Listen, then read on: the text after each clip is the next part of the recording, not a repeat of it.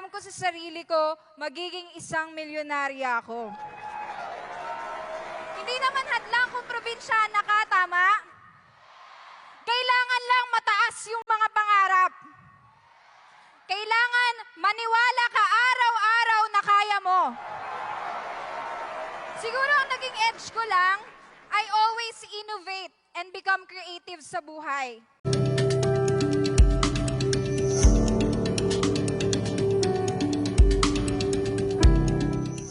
Now let's welcome Crizel May Fajardo. Maayong gabi sa tanang Bisaya diha! Maray na banggi sa mga Bicolano. Magandang gabi sa lahat ng bumiyahe pa sa iba't ibang lugar. Ako po si Crizel. Laki po ako sa hirap. I was so young when I become independent sa buhay. I got no choice, pero nilaban ko lahat ng pangarap ko. Alam ko sa sarili ko, magiging isang milyonarya ako. Hindi naman hadlang kung probinsyana ka, tama? Kailangan lang mataas yung mga pangarap. Kailangan maniwala ka araw-araw na kaya mo. Siguro ang naging edge ko lang, I always innovate and become creative sa buhay. Hindi ako pumapayag na maging ordinary. I always put extra to ordinary, that's why I become extraordinary. Kaya ikaw, okay lang yan, nagsisimula ka pa. Okay lang, hindi ka marunong. Ang importante, nandito ka ngayon. Nakikita mo kami lahat na nagsimula lang din na tagapakinig, ngayon pinapakinggan na. I knew it. Balang araw, ikukwento ko lahat ng hirap ko sa buhay. Sa Mindanao, nagsimula kami. Ang kalaban namin, bala at gera. Dito, ulan-init lang. Tama? Pero walang humadlang sa amin. Ngayon, kasama ng grupo ko, gusto kong patunayan sa inyo na ang front row hindi titigil sa pag-innovate. You get out of the box, you get out of your comfort zone because one day, you're gonna be successful. Thank you. Show up. When things go bad, show up. When you have a problem, show up. Kung wala kang pera, show up.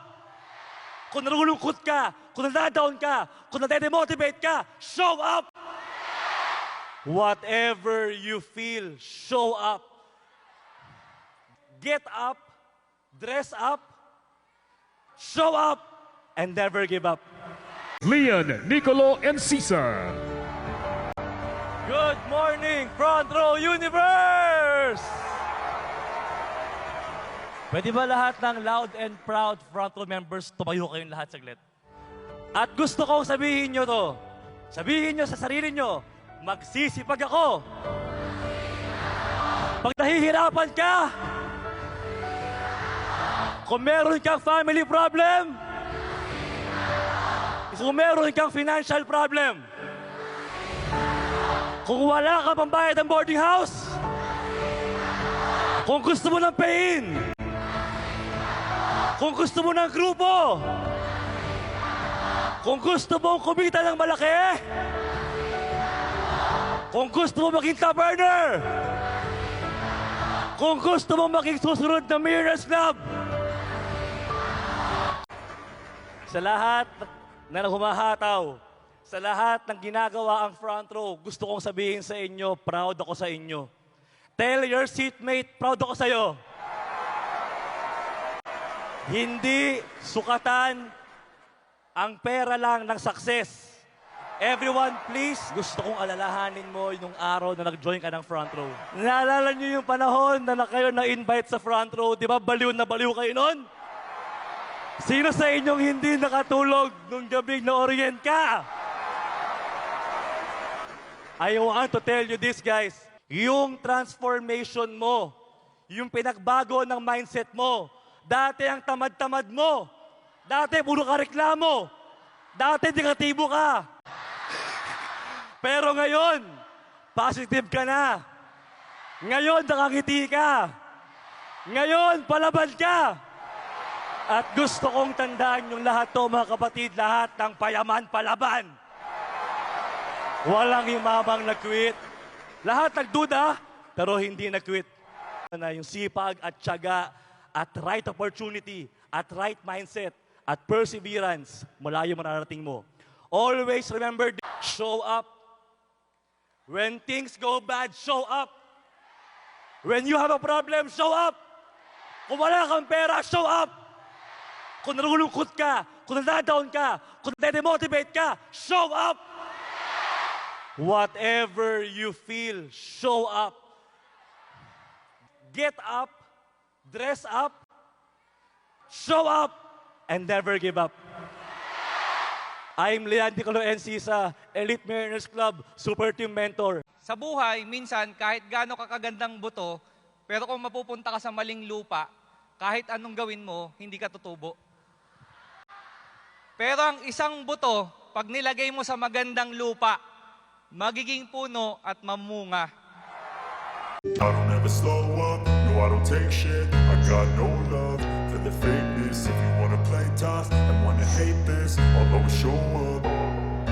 I don't ever slow up, no I don't. Our next speaker is Michael Mamaril. Hello, front row! My name is Michael. Ang background ko is, father ko is a farmer. Doon pa lang nakita ko paano tumubo ang isang buto hanggang sa maging puno, hanggang sa mamunga. I-relate ko rin sa isang buhay. Sa buhay, minsan, kahit gaano kakagandang buto, pero kung mapupunta ka sa maling lupa, kahit anong gawin mo, hindi ka tutubo.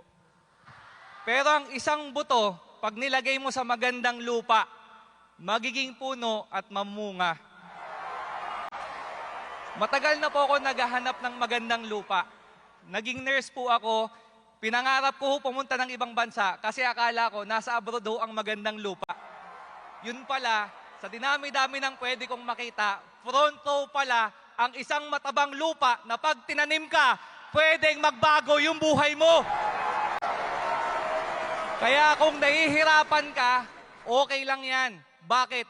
Tinatanim ka maigi para pag naging puno ka, hindi ka matutumba. At pag namunga mo, ang gagamitin mo para maging inspirasyon sa mas maraming tao. Maraming salamat po sa inyo lahat.